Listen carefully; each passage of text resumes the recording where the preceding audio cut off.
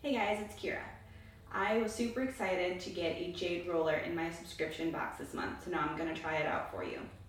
What you want to do is have a clean face, and then take some moisturizer or a serum and coat your face so the Jade roller rolls smoothly over your skin.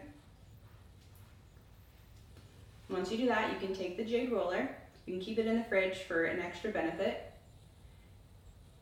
and roll it upward and outward over your face. You want to do it about 3 times in each spot. And when you get to your forehead, you want to go horizontal.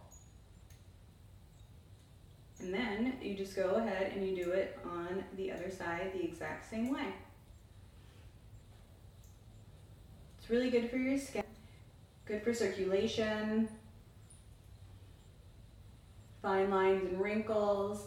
If you believe in the crystals, Jade wards off negative energy. And it feels great. So you want to do this for about 2 minutes every day. Thank you for watching. Please subscribe to my channel, Simply Kira, if you want to see more videos.